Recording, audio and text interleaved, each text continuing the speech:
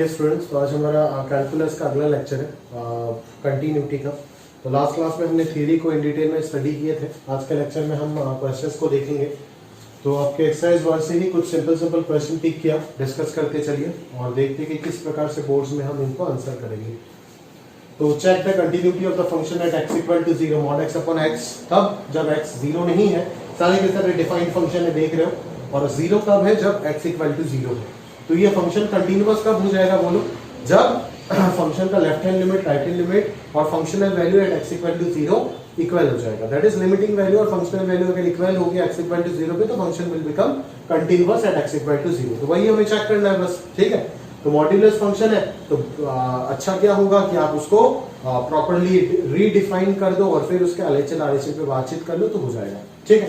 तो चलिए देखते हैं क्वेश्चन नंबर 1 किस प्रकार से हम कंस्ट्रक्ट करेंगे उसका आंसर, ठीक है। वी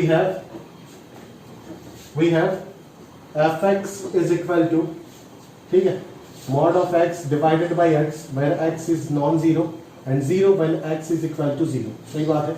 तो mod x by x को मैं x by x लिख सकता हूँ, कॉमा x ग्रेटर देन 0, फिर माइनस x by x लिख सकता हूँ, कॉमा x लेस देन 0 और 0 लिख सकता हूँ, कॉमा x इक्वल टू 0। जानते हो कहाँ पे, क्यों, कैसे। तो ये 1 हो जाएगा, ये -1 हो जाएगा, ये 0 हो जाएगा, ठीक है। ये x ग्रेटर देन 0, ये x लेस देन 0 और ये x इक्वल टू 0। सही। तो ये हो गया आपका fx का रिडेफिनिशन, ठीक है। तो अभी आपको यहाँ पे कंटिन्यूटी का बात करना है about the point x equal to 0, क्योंकि x इक्वल टू 0 अगर नहीं बोलता तब भी मैं बातचीत कर लेता, क्योंकि क्लियरली दिख रहा है कि x ग्रेटर देन 0 और x लेस देन 0 के लिए क्या है, x ग्रेटर देन 0 और x लेस देन 0 के लिए क्या है, कांस्टेंट फंक्शन है जो कि हमेशा कंटीन्यूअस होगा। तो अगर डाउट आ रहा है तो सिर्फ x इक्वल टू 0 वाले पॉइंट में ही तो आ रहा है, क्योंकि उसके अकॉर्डिंग ही तो चेंज हो रहा है ना। बेसिकली देखो ना, ये क्या है, सिग्नम फंक्शन है। इसको अगर इस प्रकार से ना देकर के डायरेक्टली बोल देता check the continuity of signum function, तो भी आप इसी प्रकार से ही करते, तब भी आपका आंसर यही हो जाता। अगर x इक्वल टू 0 नहीं बोला रहता तब भी आपका आंसर यही हो जाता, बिकॉज तब आप एक्स्ट्रा एक मान लिख देते, as the function is continuous for all x belongs to r minus 0 since it is a constant function, ठीक है। now we have to check the continuity of the function fx at x equal to 0, फिर उसका LHL RHL निकालते हैं at x equal to 0। समझ आ रहा है ना। तो कुछ इस प्रकार से करते, बट अभी यहाँ पे at x equal to 0 mention करके दिया, तो हम directly at x equal to 0 पे ही चेक करेंगे। जरा ध्यान से देखो, सबसे पहले अपन क्या करेंगे, at x is equal to 0 left hand limit of the function, ठीक है।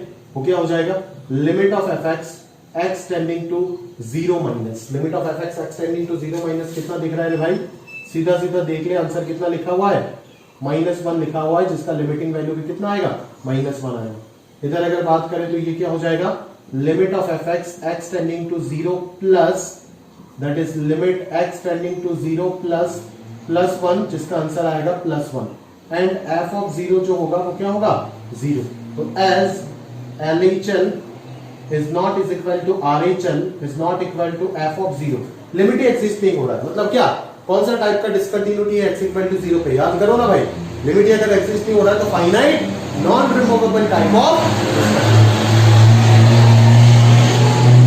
अगर मैं यहाँ पे ध्यान से बात करूं तो LHL RHL और f of 0 तीनों के तीनों अनइक्वल है, तो हम क्लियरली यहाँ पे कमेंट कर पाएंगे therefore fx is discontinuous, therefore fx is discontinuous at x is equal to 0। समझ में आ रहा है, बस इतना सा आपको कंक्लूड करना है, समझ आ रहा है ना।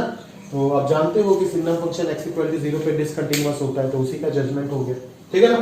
तो क्लियर, क्वेश्चन नंबर 1 का आंसर हो गया। अभी आगे बढ़ते चलिए, नोट कर लीजिएगा प्रॉपर्ली, ठीक है। आगे देखिए क्वेश्चन नंबर 2, ठीक है। क्या दे रखा है, x sin 1/x दे रखा है, क्या दे रखा है भाई, x sin 1/x दे रखा है, ठीक है। तो वापस वही चीज लिखोगे, we have fx is equal to, क्या लिखोगे, इधर आप लिखोगे x sin 1/x, जब आपका x क्या है, नॉन जीरो है, और इधर क्या लिखोगे, 1 लिखोगे, जहां पे x जो है वो क्या है, 0 है, ठीक है। तो ये function continuous at x equal to 0 proof करने बोला है, शो करने बोला है। अगर एग्जामिन करने बोलता तब भी कहीं ना कहीं आप LHL RHL निकाल के करते, प्रूफ करने बोल रहे हैं तब भी आप LHL RHL निकाल के ही करोगे, ठीक है। तो सबसे पहले एट x इक्वल टू 0 आप करो चीजें, ठीक है ना। तो एट x इक्वल टू 0 सबसे पहले क्या निकालेंगे, LHL निकालेंगे। LHL क्या हो जाएगा, limit fx x tending to 0 minus, limit f x x tending to 0 minus, ये क्या हो जाएगा, limit x tending to 0 minus, ठीक है, x साइन 1/x, या फिर इसको h में भी कन्वर्ट कर सकते हो ना, 0 माइनस का चक्कर ना करके h में अगर कन्वर्ट कर दो तो ये h टेंडिंग टू 0 हो जाएगा और ये f ऑफ 0 माइनस h हो जाएगा। बस f ऑफ माइनस h, मतलब f ऑफ x अगर ये है तो f ऑफ माइनस h क्या हो जाएगा, minus h into sine of 1 divided by minus h, ठीक है। तो अल्टीमेटली ये क्या बनेगा, limit h tending to 0 sine of minus theta will be minus sine theta, तो ये अल्टीमेटली h साइन 1/h ही होगा, ठीक है ना। तो ये क्या हो जाएगा, ठीक है। तो ये लिमिट के अंदर क्या रहेगा, क्लियरली आप देख सकते हो, 0 into any finite value, any finite value कहां पे, इन -1 to 1, समझ में आ रहा है। इंटरवल ना लिख करके ऐसे लिख दो, इन बिटवीन -1 and 1, समझ आ रहा है क्या, क्लियर है। जिसका लिमिटिंग वैल्यू ऑब्वियसली क्या है, 0 आएगा, समझ आ रहा है क्या, क्लियर है। तो RHL एंड RHL जो होगा वो क्या हो जाएगा, limit x tending to 0 plus f of x, जो कि हो जाएगा limit h tending to 0 f of 0 plus h, which is equal to limit h tending to 0 f h, that is h sine 1/h, ठीक है। तो इसका answer भी ऐसे ही लिखोगे, सेम लाइन, इक्वल टू 0 लिख दोगे, ठीक है। एंड f0 का वैल्यू कितना दे रखा है, 1, तो as LHL is equal to RHL but both are not equal to f0, therefore limit तो एग्जिस्ट कर रहा है बट फंक्शनल वैल्यू के इक्वल नहीं हो रहा है। तो कौन सा टाइप का discontinuity, isolated removable type of discontinuity. तो आप क्या बोलोगे, therefore fx is discontinuous, therefore fx is discontinuous at x is equal to 0। अगर रीजन लिखना है तो लिख सकते हो, as the limiting value is not equal to the functional value at x equal to 0, ठीक है। अगर इस 1 को मैं चेंज करके 0 कर देता हूं तो यही फंक्शन कंटिन्यूअस बन जाएगा at x equal to 0। समझ आ रहा है मेरी बात, क्लियर है भाई। चलो आगे देखते हैं, चलो आगे देखते हैं, लिख लीजिएगा प्रॉपर्ली। आगे देखो अगला सवाल, अगला सवाल देखो क्या बोला जा रहा है, cos t divided by π/2 minus t not equal to π/2 और 1 है जब t इक्वल टू π/2 है। कहां पे चेक करना है, t इज इक्वल टू π/2 पे चेक करना है। तो आप जानते हो इस प्रकार के लिमिट्स कैसे सॉल्व करते हैं, ऑलरेडी आप जानते हो। फंक्शन को रीडिफाइन करने का तो कोई चीजें है नहीं, यहाँ पे भी नहीं था, तो डायरेक्टली लिमिट सॉल्व करेंगे, ठीक है। तो वही चीज वी हैव वाला कहानी वापस नहीं लिख रहा हूं मैं, ठीक है, डायरेक्टली स्टार्ट कर रहा हूं। At x is equal to, sorry, at t is equal to π/2, LHL से स्टार्ट कर रहा हूं। LHL कितना हो जाएगा, t tending to π/2 minus f of t, समझ आ रहा है क्या, क्लियर है। t tending to π/2 minus f of t।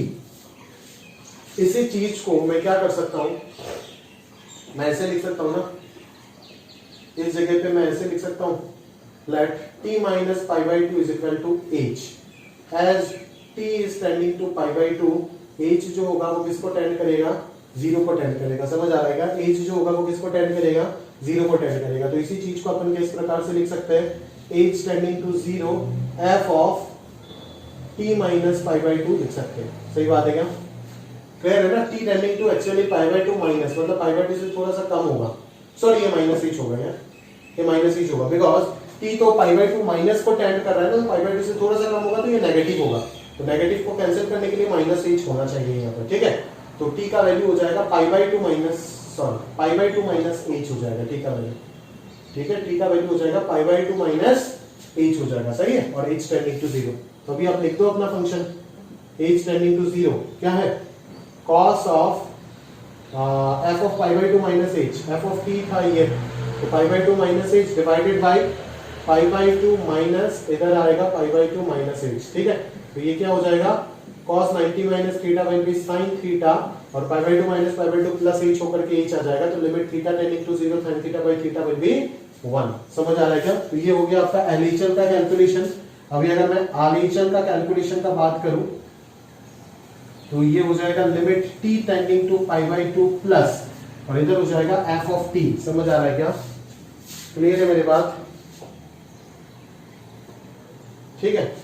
तो इधर हो जाएगा आपका let t minus pi by 2 को मैं मान लेता हूं h, सही है। अभी as t is tending to pi by 2 plus therefore h tending to 0, because ये प्लस h होगा, बिकॉज पाई बाई 2 से बड़ा है तो सब्ट्रैक्ट करोगे पॉजिटिव आएगा, और h तो हमेशा पॉजिटिव होता है, जानते हो। तो इसको अगर मैं घुमा करके लिखूंगा तो क्या लिखूंगा, limit h tending to 0, f of t के जगह पे क्या डालेंगे, पाई बाई 2 प्लस h, क्या डालेंगे भाई, पाई बाई 2 प्लस h, तो ये हो जाएगा limit h tending to 0 f of pi by 2 plus h क्या हो जाएगा, cos pi by 2 plus h, cosine of pi by 2 plus h, और नीचे कितना आ जाएगा दोस्त, नीचे आ जाएगा pi by 2 minus pi by 2 minus h, तो ये sine cos 90 plus theta will be cos 90 plus theta will be minus sin theta and here it is minus h, तो अल्टीमेटली इसका आंसर भी 1 ही आएगा, समझ में आ रहा है ना। और finally f of pi by 2 कितना आ रहा है, 1 आ रहा है, ठीक है। तो तीनों वैल्यू भी क्या आ रहे हैं, इक्वल आ रहे हैं। फाइनल कंक्लूजन दोगे, as LHL is equal to RHL is equal to functional value at x equal to pi by 2, therefore f of t is continuous at x t is equal to pi by 2, ये function t is equal to pi by 2 में continuous हो गया, because LHL RHL same आ गया, मतलब limiting value कितना आ रहा है, 1 आ रहा है, और वही लिमिटिंग वैल्यू आपका कहीं ना कहीं फंक्शनल वैल्यू के इक्वल हो गया, तो फंक्शन जो होगा वो कंटीन्यूअस हो जाएगा eight t is equal to pi by 2। तो इस प्रकार से कमेंट करके आप आंसर को कंक्लूड कर दोगे, सही है, क्लियर है सर। चलो आगे देखते हैं, आगे देखते हैं।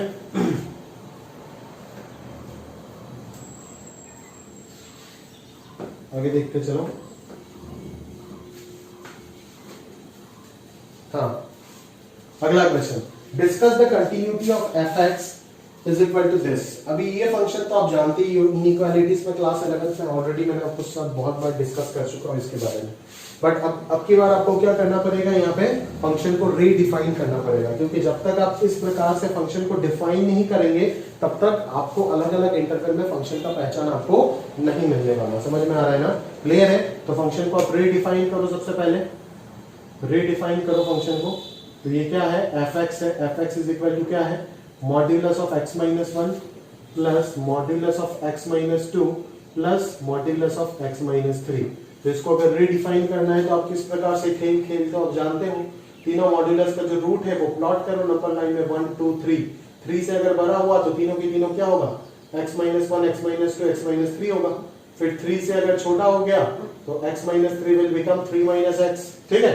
फिर 2 से अगर छोटा हो गया तो 2 के 2 पलट जाएगा, और अगर 1 से छोटा हो गया तो सबके सब पलट जाएंगे, ठीक है। समझ आ रहा है क्या मेरी बात। तो समेशन करेंगे तो ये 3x माइनस 6 हो जाएगा, इधर क्या हो जाएगा आपका x x कैंसिल, 3 माइनस 2 1 और 1 minus 1 will B 0, that is x हो जाएगा। इधर क्या हो जाएगा आपका x x cancel, 3 plus 2 5 minus 1 4 minus x हो जाएगा, और इधर हो जाएगा 6 माइनस 3x। समझ आ रहा है ना, क्लियर है। तो फंक्शन जो है वो पूरा सेटअप बन गया, 2 माइनस 1 1 प्लस 3 4, और इधर था आपका 3 माइनस 3 0 x, सही है। तो इस फंक्शन को मैंने पूरा रीडिफाइन कर दिया ना। वो रीडिफाइन क्या है, function will B 6 minus 3x when x is less than 1, ठीक है। Function will be 4 minus x when x is greater than 1 but less than 2. Function will B x when x is greater than 2 but less than 3, and function is 3x minus 6 when x is greater than 3, ठीक है। But आप बोलोगे sir आपने तो inequality तो लगा दी but equality check नहीं की है, तो आप जानते हो इक्वालिटी चेक कर लो, कहीं पे भी 1 डालो, यहाँ पे 3 आ रहा है, यहाँ पे भी डालो 3 आ रहा है, तो कहीं पे भी लगा दो कोई फर्क नहीं पड़ता है। 2 डालो, यहाँ पे 2 आ रहा है, यहाँ पे भी डालो 2 आ रहा है, तो कहीं पे भी लगा दो कोई फर्क नहीं पड़ता, ऊपर नीचे। 3 डालो, यहाँ पे भी 3 आ रहा है, यहाँ पे भी 3 आ रहा है, तो कहीं पे भी लगा दो, कोई इशू नहीं है, ठीक है। समझ में आ रहा है ना। तो ये हो गया फंक्शन का प्रॉपर डेफिनेशन, जिसके मदद से आप क्या बोलोगे कि फंक्शन कंटिन्यूअस है या नहीं, ठीक है। तो अभी आप देख रहे हो, अभी आप क्या देख पा रहे हो कि now it is clear from the above definition that, now it is clear. कहां पे चेक करना है, कंटिन्यूटी बोला नहीं है, अगर कहां पे चेक करना है नहीं बोल के देता है तो हम समझेंगे क्या कि पूरा डोमेन में चेक करना है कंटिन्यूटी। क्या चेक करना है, पूरा डोमेन में, और इस फंक्शन का डोमेन क्या है, रियल नंबर है ऑब्वियसली, ठीक है। Now it is clear that for all x belongs to real minus कौन, 1, 2, 3, इन तीनों पॉइंट में बस डाउट है, क्योंकि इन तीनों पॉइंट के इर्द गिर्द फंक्शन का चेहरा चेंज हो रहा है, बट बाकी सारे जगह पे फंक्शन सेम है, ठीक है। Now it is clear that for all x belongs to real minus this fx is a linear polynomial function, fx is a linear polynomial function, fx is a linear polynomial function which is continuous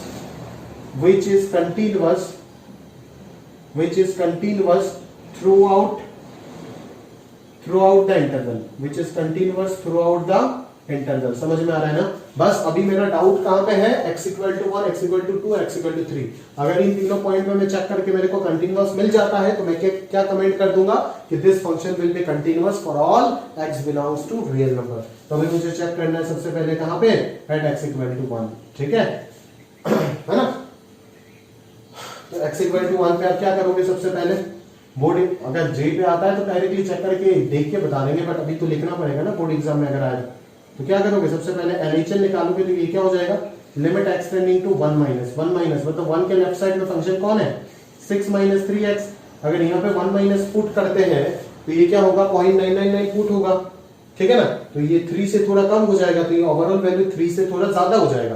तो 3 से अगर थोड़ा ज्यादा हुआ तो इसका limiting value तो ultimately 3 आएगा ना।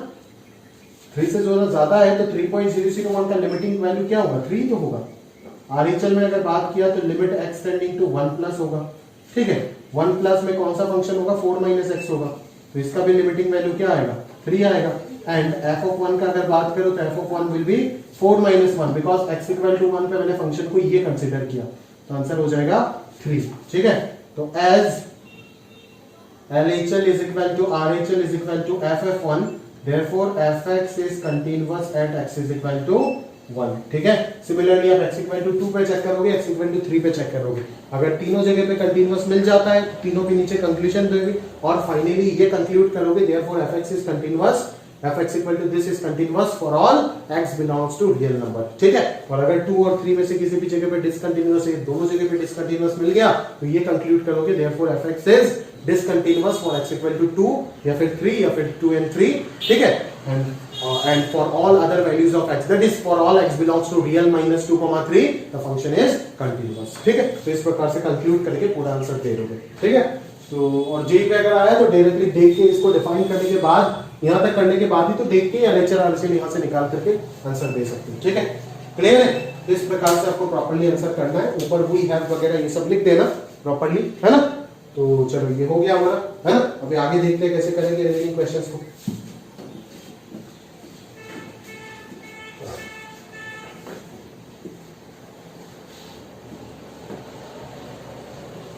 चलो ध्यान से देखो, 9, क्वेश्चन नंबर 9 में क्या करना है देखो। ठीक है, fx is equal to 3ax plus b, x greater than 1। We have fx जो फंक्शन है हमारे पास वो क्या है, fx is equal to 3ax plus b where x is greater than 1। ठीक बात है, इधर क्या है 11 है जहां पे x is equal to 1 है। ठीक है, और यहाँ पे क्या है 5ax minus 2b है जहां पे x is less than 1। समझ में आ रहा है ना? अभी यहाँ पे क्वेश्चन का पैटर्न थोड़ा सा चेंज हो गया, यहाँ पे बोल के दे दिया कि ये फंक्शन x इक्वल टू 1 पे कंटीन्यूअस है। क्या बोल के दिया, यहाँ पे ऑलरेडी गिवन है कि the function is continuous at x equal to 1, then you have to find the values of a and b।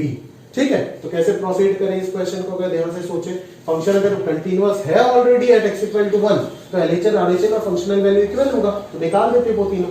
ठीक है, एट x इक्वल टू 1 सबसे पहले हम LHL निकाल देते, तो वो कितना हो जाएगा, limit x tending to 1 minus f of x। तो 1 माइनस के लिए फंक्शन कौन है, 1 माइनस के लिए फंक्शन कौन है, 5ax माइनस 2b है, 5ax माइनस 2b है। अगर 1 माइनस डालोगे तो अल्टीमेटली अप्रोक्सीमेशन होकर के आंसर कितना आएगा, 5a माइनस 2b ही आएगा। ठीक है, RHL निकालो, RHL कितना होगा, limit x tending to 1 plus f of x हो जाएगा, तो ये हो जाएगा limit x tending to 1 plus f of x that is 3ax plus b। ठीक है, तो ये कितना आ जाएगा, 3a प्लस b आ जाएगा। ठीक है ना, और f ऑफ 1 कितना आएगा, 11 आएगा। समझ में आ रहा है ना, क्लियर है? तो हम क्या लिखेंगे कि एज fx इज कंटीन्यूअस, अभी तो बोल के दे दिया कि as fx is continuous at x is equal to 1, therefore LHL will be equal to RHL and is equal to functional value at x equal to 1। ठीक है, therefore क्या हो गया, 5a माइनस 2b किसके इक्वल हो गया, 3a plus b के equal हो गया, जो कि 11 के इक्वल आ रहा है। ठीक है ना, तो यहां से आपको दो इक्वेशन मिलता है, दो इक्वेशन मिलता है ना, 5a minus 2b equal to 11 और दूसरा मिल जाता है 3a plus b is equal to 11। इसको इक्वेशन नंबर 1 बोल दो, इसको इक्वेशन नंबर 2 बोल दो।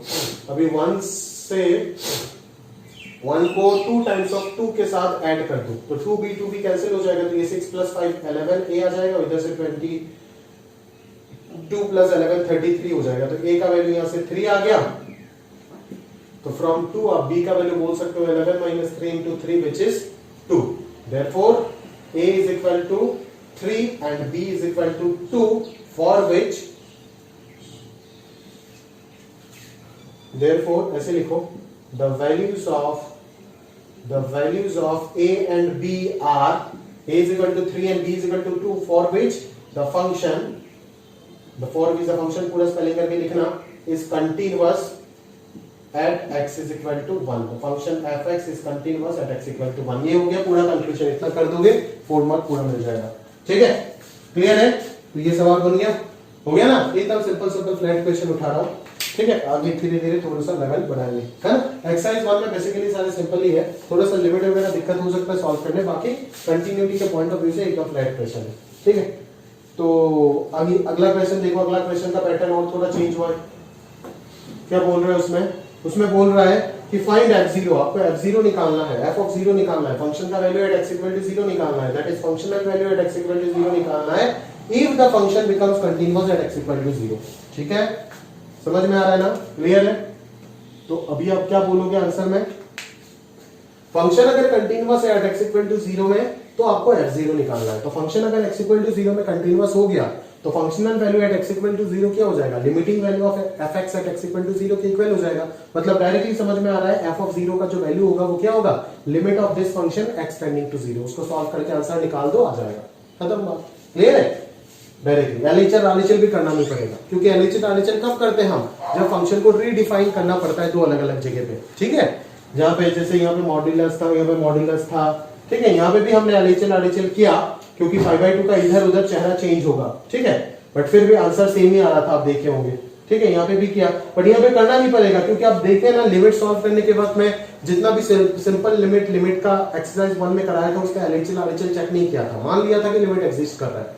ठीक है, तो directly limit x tending to 0 निकालो, अगर कोई दिक्कत होना है तो बीच में ही पता चल जाएगा। ठीक है, तो उस प्रकार से आप कर सकते हो। तो वी हैव क्या fx क्या है हमारे पास, fx है 4 to the power x minus 1 का होल इन क्यूब। ठीक है, divided by sine of x by 4 और इधर है logarithm of 1 plus x square by 3। सही है, क्लियर है? तो आप क्या बोलोगे यहाँ पे, as fx is continuous, as fx is continuous at x is equal to 0, therefore f0 जो फंक्शनल वैल्यू होगा वही किसके इक्वल हो जाएगा, limiting value of fx x tending to 0 के इक्वल हो जाएगा। समझ आ रहा है क्या, क्लियर है? तो ये हो जाएगा आपका limiting value of fx x tending to 0। fx क्या है, 4 to the power x minus 1 का होल क्यूब हो गया, divided by sine of x by 4 हो गया, और ये हो जाएगा आपका log of 1 plus x square by 3। Clear, पक्का? आगे सॉल्व करते हैं, जैसे ये लिमिट x टेंडिंग टू 0 है ना। अभी आप जानते हो ये क्या है, a to the power fx minus 1 by fx। तो इसके नीचे क्या चाहिए, fx चाहिए, fx मतलब इसके नीचे x चाहिए, तो इधर हम बस एडजस्टमेंट कराएंगे और कुछ नहीं।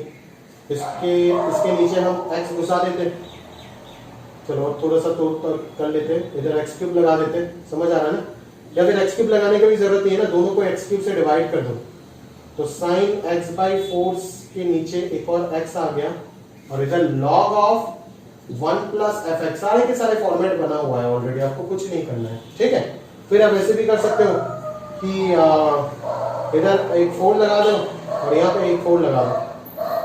ठीक है, फिर आप ऐसे भी करोगे, ऑब्वियसली यहाँ पे एक 3 लगा दो और यहाँ पे एक 3 लगा दो। ये log of 1 plus fx by fx का फॉर्मेट बन चुका है। ठीक है ना, तो ये जो चीज है, ये पूरा 12 जो है 3 into 4 12, ये ऊपर चला जाएगा न्यूमरेटर में, तो ये 12 को मैंने बाहर निकाल दिया। ठीक है, और इस चीज को मैं पूरा इस प्रकार से लिख सकता हूँ, जरा ध्यान से देखिएगा। Limit 4 to the power x minus 1 divided by x, है ना, x टेंडिंग टू 0, इसका होल क्यूब। ऑपरेशन यूज करके आराम से लिख सकते हैं। यहाँ पे आप ऐसे लिख सकते हो x by 4 tending to 0 sine of x by 4। और अगर आपको तोड़ के लिखना है, लंबा करके लिखना है तो आप कर सकते हो, मेरे पास जगह नहीं है इसीलिए मैं कर रहा हूं ऐसे, ठीक है। तो ये कौन सा फॉर्मेट हो गया, 1 plus F x by F x वाला फॉर्मेट हो गया, ठीक है, सही है भाई, ठीक है। तो ब्रैकेट में क्या लिख दोगे, as x is tending to 0 therefore x by 4 also tends to 0 and x square by 3 is also tending to 0। समझ में आ रहा है ना, क्लियर है। तो इस लिमिट का आंसर क्या था, याद करो, इसका आंसर क्या था, 12 इंटू इसका आंसर क्या था,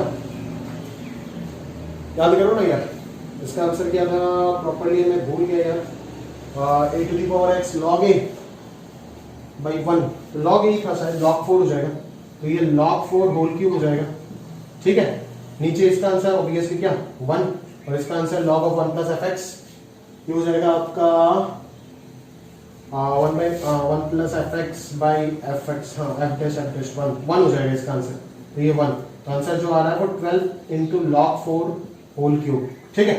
तो ये आ गया, तो x0 का वैल्यू कितना होना चाहिए, 12 into log 4 होल क्यूब होना चाहिए, so that the function becomes continuous at x equal to 0। इस प्रकार के क्वेश्चन को चेंज करके ना, मेरे को जो याद आ रहा है मैं एक साथ डिस्कस करता जा रहा हूँ। इस प्रकार के क्वेश्चन को चेंज करके बहुत बार इस तरीके से आपको पूछा जा सकता है कि रीडिफाइन द फंक्शन, ऐसे क्वेश्चन भी आपको शीट में मिल जाएगा कि redefine the function such that the function becomes continuous at x equal to 0। Redefine करना है, तो फंक्शन को अगर रीडिफाइन करना है तो आप क्या करोगे, therefore the function fx becomes fx is equal to क्या हो जाएगा, this value 4 to the power x minus 1 whole cube divided by sin of x by 4, और इधर हो जाएगा log of 1 plus x square by 3 where x is not equal to 0। सही बात है, क्लियर है। और answer 12 into log 4 whole to the power 3 कब होगा, जब x का वैल्यू 0 है, बिकॉज यही तो मिला ना आपको फंक्शनल वैल्यू, ठीक है। तो अगर मैं फंक्शन को इस प्रकार से डिफाइन कर देता हूं, therefore the function becomes this such that it is continuous at x is equal to 0। इस प्रकार से भी क्वेश्चन आपको पूछा जा सकता है, ये नोट दे करके अपने कॉपी में ऐड करके रख देना, ठीक है। रीडेफिनेशन ऑफ फंक्शन, आपको f0 का वैल्यू ना निकालने के लिए बोल के ये बोल सकता है फंक्शन को इस प्रकार से डिफाइन कर दो ताकि x इक्वल टू 0 पे कंटीन्यूअस बन जाए, तो आपको इस प्रकार से डिफाइन करना पड़ेगा। देखो ये हो गया आपका लिमिटिंग वैल्यू, कितना आ रहा था, यही आ रहा था, और वही अगर यहाँ पे फंक्शनल वैल्यू के इक्वल हो जाएगा तो फंक्शन x इक्वल टू 0 पे कंटिन्यूटी शो करेगा, ठीक है। तो वही हो गया कांसेप्ट, है ना। अभी और कुछ अच्छे क्वेश्चन देखते हैं फ्रॉम योर एक्सरसाइज 1 और चीजों को समझते हैं। तो चलिए और कुछ क्वेश्चन देखते हैं, जैसे क्वेश्चन नंबर 13, देखो क्या बोल रहा है, बॉक्स फंक्शन GIF, आप जानते हो कि इंटीग्रेट पॉइंट्स पे डिसकंटिन्यूटी शो करता है, उसका ग्राफ देखने से पता चल रहा है, तो वो आपको प्रूफ करना है बेसिकली, ठीक है। तो ऐसे तो देखो जेई वगैरह में ये सब हम रिजल्ट्स की तरह यूज करते हैं by using the graphs, but board exam में अगर ये सब आ जाता है कभी ना कभी, ठीक है, तो प्रूफ करना पड़ेगा। वो प्रूफ करने का तरीका आपको लिखने का तरीका बेसिकली जानना पड़ेगा, ठीक है। जैसे फंक्शन पे नहीं था लिखना, ठीक है, तो उसी प्रकार से आपको यहाँ पे लिखना पड़ेगा, तो उस चीज को जरा ध्यान से देखो, समझ आता है, क्लियर है। तो चलिए शुरू करते हैं क्वेश्चन नंबर 13, ठीक है। अच्छा क्वेश्चन है, मैं बार बार बोल रहा हूँ, टेस्ट में डालूंगा इस सवाल को, ठीक है, और प्रॉपर्ली इसका लिखने का तरीका, प्योर बोर्ड वाले क्वेश्चन नहीं होते जो जेईई में कभी नहीं पूछे जा सकते, उस प्रकार के सवाल है, ठीक है। तो ध्यान से देखो, अगर इसको समझ गए तो फ्रैक्शन पार्ट को भी डिसकंटिन्यूटी प्रूफ कर पाओगे इंटीग्रल पॉइंट्स में, ठीक है, वो भी सवाल है, वो आप खुद से कर पाओगे अगर इसको समझ जाते हो। तो बेसिकली देखो कहानी क्या हो रहा है कि आपको कंटीन्यूअस प्रूफ करना है एक्सेप्ट ऑल इंटीजर पॉइंट्स, मतलब इंटीजर पॉइंट्स पे डिसकंटीन्यूअस प्रूफ करना है, नॉन इंटीग्रल पॉइंट्स पे कंटीन्यूअस प्रूफ करना है। तो दो पार्ट में प्रूफ को आपको करना पड़ेगा, ठीक है। ऊपर से नॉन इंटीग्रल पॉइंट में भी सवाल आएगा कि पॉजिटिव है या नेगेटिव है, क्योंकि नेगेटिव होने से उसके पीछे वाला पॉजिटिव होना नेगेटिव होना अलग बात है, दोनों को अलग अलग करके आप प्रूफ करोगे, समझ में आ रहा है ना, क्लियर है। तो सबसे पहले चलो कंसीडर कर लेते हैं लेट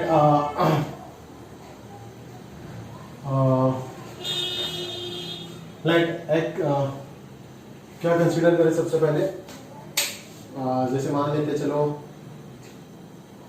हाँ let x is equal to p be any x equal to p be any non-integral value,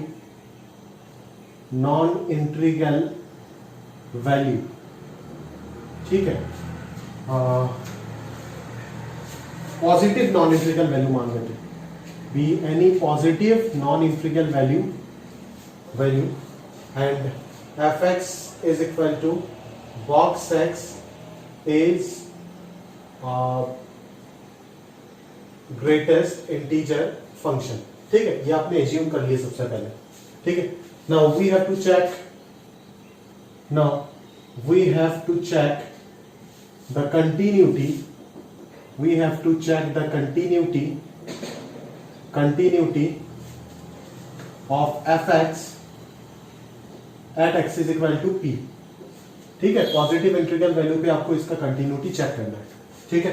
तो सबसे पहले लेट अस एज्यूम p को आप दो पार्ट में डिवाइड कर दो, एक हो जाएगा उसका p अगर non integral value positive non integral value जैसे 5.3 तो उसका 5 एक पार्ट होगा और 0.3 एक और पार्ट होगा, तो उसको आप दो पार्ट में डिवाइड कर दो, a plus b, where a is the integral part, where a is integer लिख देते directly, where a is integer and b lies between 0 and 1, समझ में आ रहा है ना। b अगर 0 से 1 के बीच में है तो पता ही चल रहा है कि a जो है वो ग्रेटेस्ट इंटीजर है, समझ में आ रहा है ना, क्लियर है। तो इस प्रकार से आपने दो प्रकार में डिवाइड कर दी। अभी therefore functional value of f x at x equal to p, ये क्या हो जाएगा, बॉक्स ऑफ p हो जाएगा। बॉक्स ऑफ p मतलब box of a plus b, और box of a plus b का आंसर मैं a दे सकता हूं क्योंकि आप जानते हो कि a प्लस बी है, b यहाँ पे 0 से 1 के बीच में है, तो इसका बॉक्स क्या हो जाएगा, a आ जाएगा, समझ में आ रहा है, क्लियर है। एंड ऑब्वियसली कंटीन्यूअस दिखाने के लिए limiting value functional value same दिखाना पड़ेगा, तो ये x टेंडिंग टू p पे फंक्शन का लिमिटिंग वैल्यू क्या है बोलो, तो लिमिटिंग वैल्यू हो जाएगा limit of box x tending to p, ये हो जाएगा आपका कहीं ना कहीं बॉक्स ऑफ p, ठीक है। तो बॉक्स ऑफ p का अगर मैं बात करूं तो ये बॉक्स ऑफ p होगा box of a plus b which is a, ठीक है। तो यहां से हमें क्या मिल गया, limit of f x x tending to p is equal to f of p, therefore fx is continuous for all positive non-integral values, for all positive non-integral values of x, for all positive non-integral values of x। ये क्या proof कर दी हमने, इसको continuous proof कर दी, बिल्कुल, जो कि बिल्कुल ट्रू है, ठीक है। Again considering x is equal to q be any negative क्या नॉन इंटीग्रल वैल्यू, नेगेटिव वाला बाकी है ना, नॉन इंटीग्रल वैल्यू, ठीक है, सच दैट x को मैं किस प्रकार से डिवाइड करता हूं, जरा ध्यान से देखना। x को मैं लिख रहा हूं माइनस c प्लस डी, क्योंकि अगर नेगेटिव है तो माइनस 2.3 टाइप का है ना, तो माइनस 2.3 को क्या लिख सकते हो, माइनस 3 प्लस 0.7। ये जो b है उसको मैं हमेशा 0 से 1 के बीच में रखूंगा, ठीक है, इसीलिए यहाँ पे मैंने माइनस c लिखा, ठीक है। वेयर यहाँ पे कॉमा देके प्रिसाइसली लिखोगे, where c is a positive integer, where c is a positive integer, जो कि हमने यहाँ पे मिस किया, यहाँ पे a को भी पॉजिटिव बोलना चाहिए था, पॉजिटिव इंटीजर, एंड d का वैल्यू 0 से 1 के बीच में होगा। Therefore, जो आपका फंक्शनल वैल्यू हो जाएगा f ऑफ q वो माइनस c प्लस डी हो जाएगा, ठीक है। तो माइनस c प्लस डी का बॉक्स क्या हो जाएगा, ऑब्वियसली माइनस c होगा, क्योंकि माइनस 2.3 था ओरिजिनल वैल्यू, उसको तुमने माइनस 3 प्लस 0.7 लिखा, तो बॉक्स क्या होता है माइनस 2.3 का, माइनस 3 तो होता है ना, दैट इज माइनस c हुआ, ठीक है। एंड लिमिटिंग वैल्यू निकाल दो फंक्शन का x टेंडिंग टू q पे, तो वो हो जाएगा आपका limiting value x tending to q box x, that is box of q, and box of q will be minus c plus d, जो कि हो जाएगा आपका माइनस c ही हो जाएगा, सही बात है, क्लियर है ना। तो ये एलएचएल आरएचएल और यहाँ पे नहीं कर रहा हूं क्योंकि ऑलरेडी समझ आता है कि यहाँ पे कंटीन्यूअस है, तो दोनों आप जानते ही हो ग्राफ से ऑलरेडी कंटीन्यूअस है, इसीलिए एक लिमिट से एक्सप्रेस करोगे तो ही हो जाएगा, एक सब्जेक्टिव प्रॉब्लम है, ठीक है। देयरफॉर यहाँ से क्या प्रूफ हो गया, फाइनली क्या प्रूफ हो गया कि f ऑफ q जो है वो limit f x x tending to q के इक्वल है, फिर कंप्यूट कर देना therefore f x is continuous for all negative non integral values of x. ठीक है, तो ये फर्स्ट पार्ट खत्म हुआ प्रूफ का। अभी हम चलते हैं second part, that is second part मतलब क्या प्रूफ करना है कि डिसकंटीन्यूअस है एट ऑल इंटीग्रल पॉइंट। ठीक है, तो ये हो गया फर्स्ट पार्ट। ये फर्स्ट पार्ट इसको लिख करके प्रॉपर्ली कंक्लूड करके लिख करके इरेज कर देना। अभी मैं सेकंड पार्ट की ओर बढ़ता हूं। सेकंड पार्ट में क्या करना होगा आपको, सेकंड पार्ट में इंटीग्रल पॉइंट्स में बातचीत करना होगा। अभी इंटीग्रल पॉइंट्स में पॉजिटिव नेगेटिव का बात करके और फायदा नहीं, क्योंकि दोनों बराबर है। ठीक है, ठीक है। Again considering x is equal to c be any integer, x equal to c be any integer। अभी अगर इसको आप पॉजिटिव नेगेटिव में बात नहीं कर रहे हो तो c का इधर और उधर फर्क पड़ेगा, तो बेसिकली यहाँ पे एलएचएल आरएचएल में बातचीत करना पड़ेगा। चीजों को देख के समझ आता है कहां पे एलएचएल में बात करना है, कहां पे नहीं करना है। तो एफ ऑफ सी क्या हो जाएगा, बॉक्स सी। आप जानते हो box of integer is always same integer. ठीक है, अभी एलएचएल बात करो, एलएचएल क्या हो जाएगा, limit of f x x tending to c minus, तो ये क्या हो जाएगा, x tending to c minus x tending to c minus box of x. ठीक है, तो अगर सी माइनस डालते हैं तो इसका आंसर क्या होगा, ऑब्वियसली सी माइनस 1 होगा ना, क्योंकि सी माइनस का मतलब क्या है 5, जैसे 5 माइनस 4.99 का बॉक्स 4 हो जाएगा ना, तो ये क्या हो जाएगा 5 माइनस 1 ही तो होगा ना 4, तो सी माइनस 1 आएगा। और आरएचएल का अगर मैं बात करूं तो ये क्या हो जाएगा, limit f x x tending to c plus, जो कि हो जाएगा limit x tending to c plus box of x, जिसका आंसर आ जाएगा सी, बिकॉज 5.001 का बॉक्स 5 ही होगा। ठीक है, तो यहां से आपको क्या मिल गया, therefore f of c is equal to RHL but not is equal to RHL, therefore fx is discontinuous for all integral values of x, for all integral values of x। इसको आपने प्रूफ कर दिया, सही है। फिर आप last में comment कर दो, कंक्लूड कर दो, hence fx is equal to box s is continuous at all non integral values of x and is discontinuous for all at all, for all नहीं, at all integral values of x. ठीक है, हो जाएगा proof. अगर ये आया तो 6 mark का आएगा, बहुत तगड़ा क्वेश्चन होगा, बहुत ही कम बच्चे होंगे एग्जाम में जो कर पाएंगे, बट अगर आप करते हो तो आपको तैयारी उसी प्रकार से कराया जा रहा है। ठीक है, तो लिख लीजिएगा प्रॉपर्ली और इसको प्रैक्टिस करना पड़ेगा 1-2 बार। ठीक है, तो प्रैक्टिस कर लीजिएगा, इसका प्रैक्टिस का जरूरत है, तो आराम से आप कर सकते हो। समझने वाला पॉइंट तो एकदम सिंपल है ना। तो आगे बढ़ते हैं, अगले क्वेश्चन की ओर देखते हैं, है ना, और उनको भी समझते हैं धीरे धीरे। चलिए, discuss the continuity of the following function at the indicated points. तो इन फंक्शंस का कंटिन्यूटी का बात करना है एट इंडिकेटेड पॉइंट्स। यहां पे x इक्वल टू 1 और यहां पे x इक्वल टू a पे बोला गया है बातचीत करने के लिए। ठीक है, तो 3 वाले पे अगर मैं बातचीत करूं, पहले तो फंक्शन को रीडिफाइन कर सकता हूं मैं। ठीक है, पहले तो फंक्शन को रीडिफाइन कर दो। F x is equal to क्या दिया गया है, modulus of x square minus 1 divided by x minus 1 where x is not equal to 1।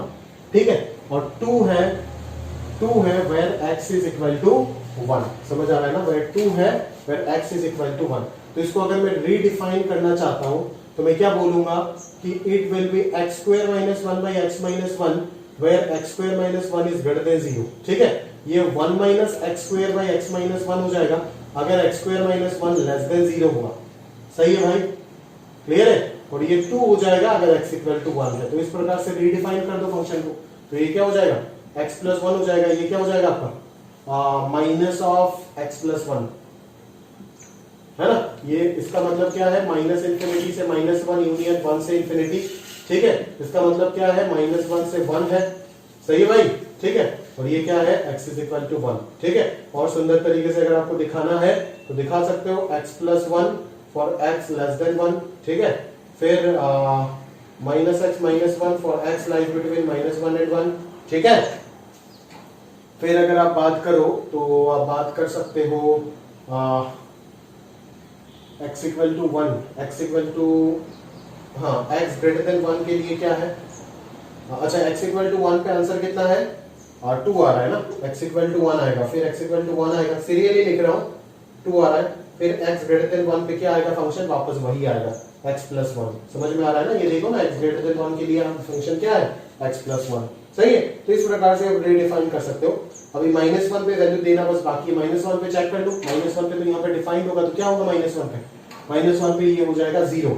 ठीक है, तो कहाँ पे -1 डालने से आंसर 0 आ रहा है, यहाँ पे भी डालने से 0 आ रहा है, यहाँ पे भी डालने से 0 आ रहा है, तो कहीं भी एक जगह पे डालोगे तो आंसर सेटिस्फाई होगा, सही रहेगा, कोई दिक्कत नहीं होगा। ठीक है, तो ये हो गया प्रॉपर रीडेफिनेशन।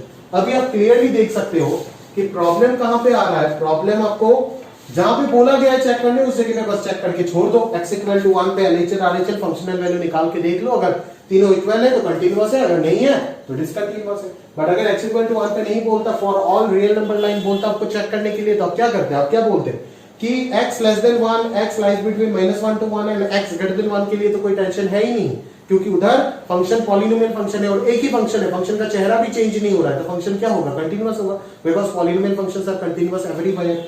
ठीक है, बस कंफ्यूजन कहां पे, x इक्वल टू 1 पे और -1 पे। ठीक है, तो 1 पे फंक्शनल वैल्यू 2 है, आरएचएल आ जाएगा 2 और एलएचएल आ जाएगा -2, तो डिसकंटीन्यूअस हो जाएगा ऑब्वियसली। और -1 पे अगर चेक करोगे तो इधर 0 आ जाएगा और आरएचएल भी 0, एलएचएल भी 0, तो -1 पे तो कंटीन्यूअस हो जाएगा, मतलब ये फंक्शन सिर्फ डिसकंटीन्यूअस होगा कहां पे, at x is equal to 1। समझ में आ रहा है, ये देख के समझ में आ रहा है, क्लियर है, पक्का। सिमिलरली इस फंक्शन को भी अगर आपको डिफाइन करना है, अगर क्या मतलब करना ही पड़ेगा डिफाइन, मॉड को हटाना पड़ेगा ना, तो मॉड को हटाने के लिए सबसे पहले अपन क्या डालेंगे, यहाँ पे x is greater then a सोचेंगे। If x is greater then a then mod x minus a will be x minus a। ठीक है, if x is less than a then mod of x minus a will be minus of x minus a। सही बात है, और अगर x is equal to a तो इसका answer क्या हो जाएगा, 0 हो जाएगा। समझ में आ रहा है ना, क्लियर है।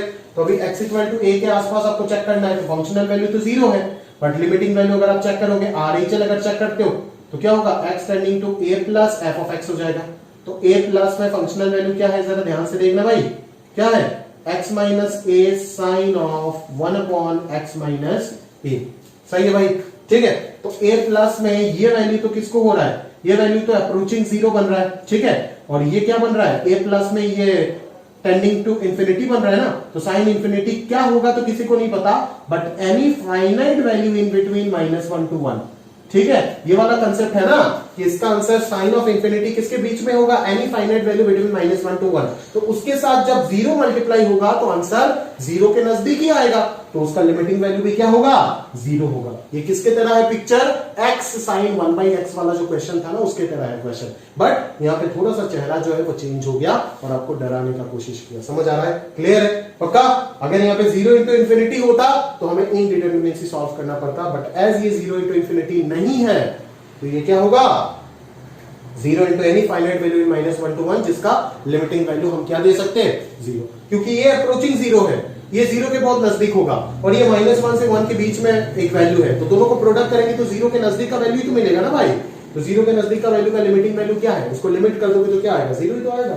सिमिलरली आरएचएल अगर निकालोगे तो भी 0 आएगा, फंक्शनल वैल्यू भी क्या है, 0 है, मतलब function x equal to a पे क्या है, कंटीन्यूअस है। ठीक है, अगर function x equal to a पे कंटीन्यूअस है तो कोई पॉइंट ऑफ डिसकंटिन्यूटी होगा ही नहीं इस फंक्शन का, x इक्वल टू a में कंटीन्यूअस हो गया। जहां पे सिर्फ डाउट बन रहा था, एक ही जगह पे डाउट बन रहा था, बाकी सारे जगह पे ये कंटीन्यूअस है, एक ही जगह पे डाउट बन रहा था, उसी जगह पे फंक्शन क्या बन गया, कंटीन्यूअस बन गया, हमारा सारा टेंशन दूर हो गया। ठीक है, चलिए अभी अगले क्वेश्चंस की ओर बढ़ते हैं, है ना। चलो ध्यान से देखिएगा प्रॉपर्ली। तो 16 number, determine the values of ABC for which the function fx is continuous at x is equal to 0। समझ आ रहा है मेरी बात, ठीक है ना। ABC का वैल्यू निकालने के लिए बोला गया है, जिस वजह से आपका फंक्शन जो होगा वो क्या हो जाएगा, कंटीन्यूअस हो जाएगा एट x इक्वल टू 0। ठीक बात है। तो fx का वैल्यू जरा देखिएगा प्रॉपर्ली, fx का वैल्यू ये क्या होगा, sine of a plus 1 into x plus sine of x divided by ये क्या होगा, x। समझ आ रहा है क्या मेरे पास, तो ये क्या होगा, x लेस देन 0। सही है, x इक्वल टू 0 में ये क्या हो जाएगा, c हो जाएगा, और x ग्रेटर देन 0 में ये क्या हो जाएगा, बोल भाई, ये हो जाएगा under root of x plus b x square minus root over of x divided by b x to the power 3/2। समझ आ रहा है क्या मेरी बात, क्लियर है, minus b x to the power 3/2। ठीक है, तो अगर फंक्शन x इक्वल टू 0 पे कंटिन्यूअस है तो आपको एबीसी का वैल्यू निकालना है। ठीक है, तो इस प्रकार के क्वेश्चन मैं पहले भी आपको करा चुका हूं। ठीक है ना, बेसिकली आपको क्या निकालना पड़ेगा, एलएचएल आरएचएल और फंक्शनल वैल्यू तो दिया हुआ है सी। ठीक है, तो चलो शुरू करते हैं, है ना। We have fx is equal to this, ठीक है ना। At x is equal to 0, at x is equal to 0 सबसे पहले एलएचएल लिखते हैं। एलएचएल कितना हो जाएगा, limit x tending to 0 minus f of x, which is limit x tending to 0 minus f of x, that is sine of a plus 1 into x plus sine of x divided by x हो जाएगा। ठीक है, इसी को split करके आप लिख सकते हो, कैसे, इसी को स्प्लिट करके लिख सकते हो, a plus 1 into x divided by x plus limit x tending to 0 minus sine x divided by x। सही है, तो a plus 1 से आप यहां पे मल्टीप्लाई करोगे और a plus 1 से आप यहां पे भी मल्टीप्लाई करोगे। सही है, तो इसका लिमिट क्या हो जाएगा, अब लिख सकते हो ना, as x is tending to 0 minus a plus 1 into x also tend to 0। समझ में आ रहा है ना, तो sin of fx by fx, fx tending to 0 का आंसर क्या हो गया, 1 हो गया। ठीक है, और इसका आंसर तो क्या है, ऑलरेडी 1 है, तो इसका आंसर क्या निकल करके आ गया, a plus 2 आ गया एलएचएल। ठीक है, सिमिलरली अभी आपको क्या करना है, आरएचएल निकालना पड़ेगा, फिर फंक्शनल वैल्यू। ठीक है, सिमिलरली आपको क्या निकालना होगा अभी, आरएचएल। तो आरएचएल सोचो, RHL again, RHL is equal to क्या हो जाएगा, limit x tending to 0 plus f of x. F of x कितना है, limit x tending to 0 plus f of x. F of x कितना देखो, under root of x plus bx square minus of under root of x divided by bx to the power 3 upon 2। सही बात है, clear है। चलो तो कहानी को समझने का प्रयास कीजिएगा। ठीक है, यहां से अपन x स्क्वायर कॉमन ले रहे, ठीक है ना, x स्क्वायर कॉमन ले रहे, या फिर अगर आप नहीं भी लेना चाहते हो कोई इशू नहीं है, बिकॉज अब यहाँ पे लॉपिटल तो लगा नहीं पाओगे ना, ये बोर्ड्स का एक्सरसाइज आप सॉल्व कर रहे हो, तो आप इसको कैसे सॉल्व करोगे, रैशनलाइजेशन से सॉल्व करोगे, तो रैशनलाइज कर दो इस चीज को। ठीक है, खैर ये नालायक आपको तकलीफ तो देगा, तो पहले मैं इस चीज को छोटा कर देता हूं थोड़ा। ठीक है, यहां से अगर मैं एक्स स्क्वायर कॉमन ले लेता हूं तो क्या आ जाएगा बाहर, एक्स स्क्वायर अगर अपन कॉमन ले लेते हैं, नहीं जैसे ऐसे ऐसे कर लेते हैं, ये root x into root of 1 plus b x हो गया ना, और माइनस रूट एक्स हो गया, तो ये b x to the power 3/2 हो गया। सही बात है, तो ये limit x tending to 0 plus root x अगर कॉमन ले लोगे तो इसको कैंसिल कर देगा, तो ये 1 प्लस बी एक्स माइनस 1 हो जाएगा, और इसको कैंसिल करने के बाद ये बी एक्स आ जाएगा। सही है क्या, तो अभी भी देखो still 0/0 format is present here. ठीक है, 0/0 फॉर्मेट अभी भी प्रेजेंट है, तो अब की बार क्या करें, लॉपिटल लगा दे क्या, भूल करके भी ये गलती मत करना। ठीक है, रैशनलाइज करो, इसको रैशनलाइज करो, तो ये क्या हो जाएगा, under root 1 plus b x plus 1, तो इसको a square minus b square होने के बाद 1 प्लस बी एक्स माइनस 1 करते ये क्या हो जाएगा, बी एक्स कैंसिल हो जाएगा। सही है, और ये क्या बच रहा है, 1 divided by 1 plus b x plus 1, that is ये कितना आ गया, x इक्वल टू 0 डालने से इसका आंसर आ गया 1/2।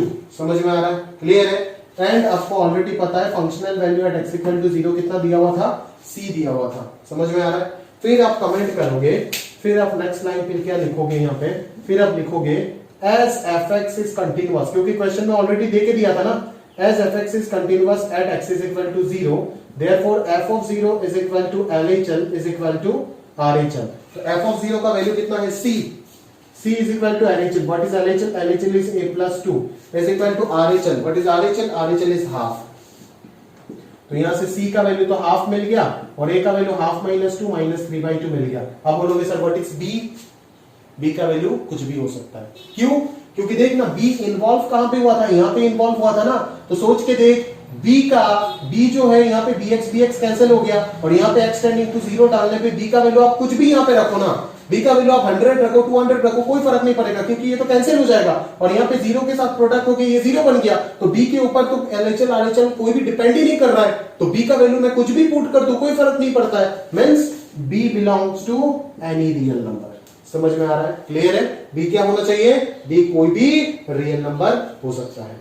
सही बात है, क्लियर है ना भाई, तो बस इस चीज को ध्यान में रखना है ना, b कोई भी रियल नंबर हो सकता है, a माइनस 3/2 और c हाफ हो सकता है। ठीक है, तो अगर मैं ऐसे पूछ देता हूं इस क्वेश्चन को, एबीसी का वैल्यू ना निकाल करके अगर मैं इसको ऑब्जेक्टिव बना देता हूं सवाल को और इस तरीके से पूछ देता हूं, find the total number of ordered triplet, क्या बोला, find the total number of ordered triplet, JEE में दिख सकता है ये सवाल। ठीक है, जिस प्रकार से मैं बोल रहा हूं उस प्रकार की बात कर रहा हूं। ठीक है, find the total number of ordered triplet अगर बोल देता है मतलब टोटल नंबर ऑफ एबीसी, इसको क्या बोलते हैं, ऑर्डर्ड पेयर बोलते हैं, इसको क्या बोलते हैं, ऑर्डर्ड ट्रिपलेट। ऐसे कितने ऑर्डर्ड ट्रिपलेट पॉसिबल होगा इस एबीसी का सेटअप में। आंसर अगर दे देते हैं, कोई दे देगा 1 2 3 और इनफाइनाइट, कौन सा हो जाएगा, इनफाइनाइट, बिकॉज बी यहां पे इनफाइनाइट कॉम्बिनेशन ले रहा है, तो एबीसी भी, एबीसी फिक्स होने के कारण, एबीसी तो फिक्स रहेगा बट बी चेंज होने के कारण इनफाइनाइट ऑर्डर ट्रिपलेट पॉसिबल हो जाएगा, आंसर हो जाएगा इनफाइनाइट। ठीक है, तो इस प्रकार से माइंड में थॉट अपना रखना, कभी भी जरूरत हो सकता है, जब जरूरत होगा उस वक्त वार करोगे। ठीक है, चलो अगला सवाल देखते हैं, है ना। ये सवाल 2019 में आ चुका है, ठीक है, एनसीईआरटी का सवाल है ना, बहुत जगह पे प्रेजेंट है बट सिंपल है ना, 2019 में आ चुका है, ये बोर्ड एग्जाम है ना, ध्यान से देखो, एकदम सिंपल वाला पैटर्न है। ठीक है, कोई कुछ नहीं है, ठीक है, एकदम फ्लैट पीच का क्वेश्चन नहीं है। ठीक है, ध्यान से देखो, आगे देखो, प्रॉपर्ली मॉड्यूलस दिखते ही आपको क्या याद आया, सर का याद आया, सर का इस समय क्या बोला था, मॉड्यूलस देखते ही कि फंक्शन को रीडिफाइन करो, क्या करो, रीडिफाइन, बोले सर समझ नहीं आया, redefine, redefine, we have fx is equal to modulus of 1 minus x plus modulus x. ठीक है, समझ में आ रहा है ना। अभी देख 11th में जो मॉड्यूलस पढ़ाया था वो बेकार के लिए नहीं था, अभी आज अगर मॉड्यूलस को डिफाइन ही नहीं करना आता है तो कंटिन्यूटी का सवाल कर ही नहीं पाएगा। तो 11th को तो एनसीईआरटी ने मॉड्यूलस दिया नहीं, बिना मॉड्यूलस दे करके वो 12 में मॉड्यूलस घुसा दिया, समझ में आ रहा है, तो बच्चा कैसे करेगा, समझ में आ रहा है ना। इसीलिए 300 400 जने एग्जाम देता है और 10 15 20 25 30 तक लेटर मार्क्स मिलता है, समझ आ रहा है ना, क्लियर है। कहानी ये है, सब्जेक्ट डिफिकल्ट नहीं, सब्जेक्ट एकदम फ्लैट है, अगर उसको तरीके से पढ़ा जाए और पढ़ाया जाए, समझ में आ रहा है, क्लियर है। चलो, तो इस फंक्शन को अगर मैं डिफाइन कर देता हूं तो सबसे पहले किसको डिफाइन करूंगा, दो मॉड्यूलस को देख करके शायद आप घबरा सकते हो, बट घबराने का कोई जरूरत है ही नहीं यहाँ पे। ठीक है, आप एक एक करके सोचो ना, एक एक मॉड्यूलस को करके सोचो, अब अंदर वाले मॉड्यूलस को बोलो, इसका डेफिनेशन तो सबको पता होता है। ठीक है, इसका डेफिनेशन क्या है, एक्स पॉजिटिव एक्स नेगेटिव में ये अपने आप को चेंज करता रहता है, बस कहानी खत्म। ठीक है, तो सबसे पहला एक आसान डेफिनेशन बना लो कि if x is greater than 0 then function will be 1 minus x plus x because mod x will be x if x is greater than 0। अगर x less than 0 हो जाता है तो mod x क्या हो जाएगा, माइनस एक्स हो जाएगा। ठीक है, और अगर x का वैल्यू 0 हो जाता है, समझ में आ रहा है ना, तो इसका आंसर क्या हो जाएगा, 1 हो जाएगा। समझ आ रहा है क्या मेरी बात, क्लियर है, पक्का। तो ये x और माइनस एक्स कैंसिल अगर हो गया तो ये 1 कब होगा, जब x ग्रेटर देन 0। ठीक है, ये 1 माइनस 2x का मॉड्यूलस कब होगा, जब x लेस देन 0 होगा, और ये 1 कब होगा, जब x इक्वल टू 0। ठीक है, ये सब आना पड़ेगा, ये सब 11 में इससे 1000 गुना टफ चीज मैं सिखा चुका हूं आपको। ठीक है, ये सब समझना पड़ेगा, ये सब नहीं कर पाओगे तो नहीं होगा। ठीक है, इसीलिए बोल देता है कैलकुलस टफ है। ठीक है, अगर कैलकुलस पढ़ाओ तो सही तरीके से तब तो आसान लगेगा। ठीक है ना, आधा अधूरा पढ़ाओगे तो कैसे बच्चों को आसान लगेगा। ठीक है, अभी क्या बन गया, अभी सारी चीज तो डिफाइन हो चुका है, बस ये नालायक बाकी है। इसको डिफाइन करने के लिए क्या करेंगे, ये इसको डिफाइन करने के लिए 1 माइनस 2x ग्रेटर देन 0 अगर जहां पे होगा तो ये क्या हो जाएगा, पॉजिटिव हो जाएगा, है ना। और 1 माइनस 2x ग्रेटर देन 0 मतलब x is less than half, x अगर हाफ से छोटा हुआ तो ये क्या होगा, पॉजिटिव 1 माइनस 2x, और अगर x हाफ से बड़ा हुआ तो ये 2x माइनस 1 हो जाएगा। ठीक है, तो आप ध्यान से देखो ना, x लेस देन 0 वाला जो इंटरवल है वो तो पूरा हाफ से छोटा ही है ना रे भाई, x लेस देन 0 वाला जो इंटरवल है वो पूरा हाफ से तो छोटा ही है।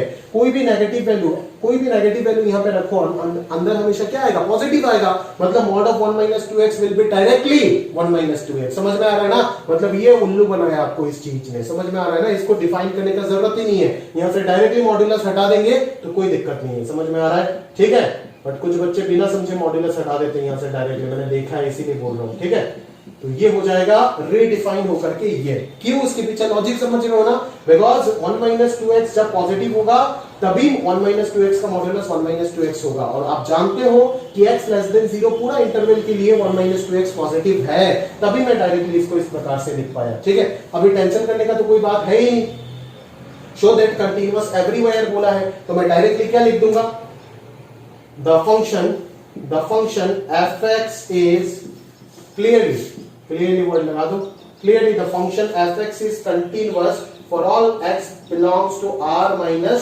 0। ठीक है, क्लियरली, क्योंकि क्या है, सिंस इट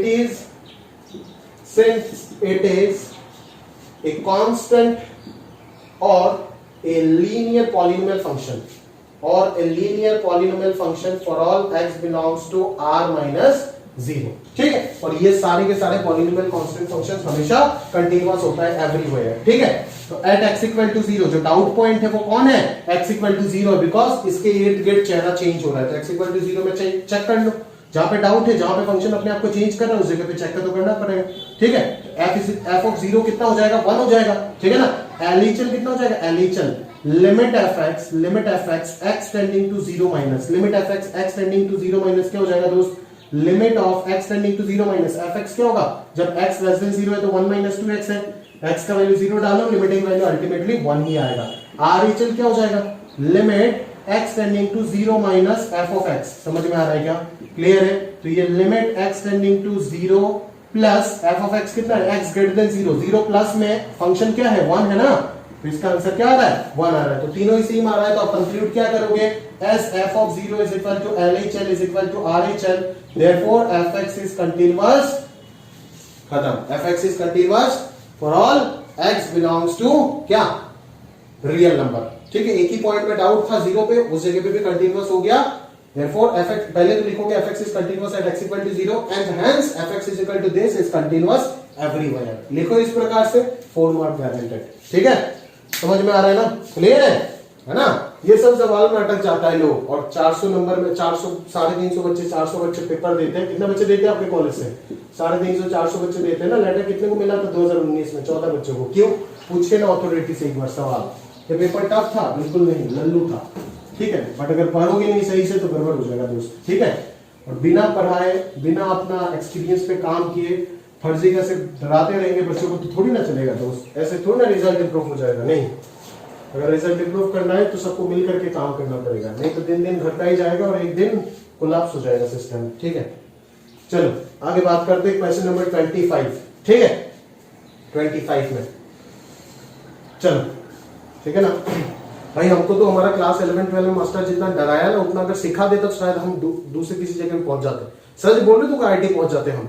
ठीक है, दिमाग तो उतना नहीं था, बट मेहनत बहुत ज्यादा करते थे। ठीक है, बट पहुंच नहीं पाए इन लोगों की वजह से। समझ में आ रहा है ना, क्लियर है, जितना डराया भाई उतना ज्यादा अगर पढ़ा देता तो सही में अपन कहां से कहां तक चले जाते। समझ में आ रहा है ना, क्लियर, आप भी वही चीज फील किए होंगे, शायद मेरे सामने तो बोल नहीं पा रहे बट एग्री तो करते होंगे। ठीक है, अगला चीज क्वेश्चन नंबर 25। ठीक है, जरा ध्यान से देखो, ठीक है ना, जहां से रिजल्ट निकलता है ना देश में, ठीक है, उधर डराते कम है, पढ़ाते ज्यादा है। ठीक है, इधर क्या होता है, इधर डराए कम, डराते हैं सबसे ज्यादा, पढ़ाते कम। साइंस ले लिए तो पता नहीं आपको क्या सैक्रिफाइस करना पड़ेगा, क्या करना पड़ेगा, ये करना पड़ेगा, तो फलाना, कुछ नहीं करना होता है, सिर्फ चीजों को समझना होता है और प्रॉपर्ली पढ़ना होता है। पढ़ना तो पड़ेगा नहीं तो कैसे होगा।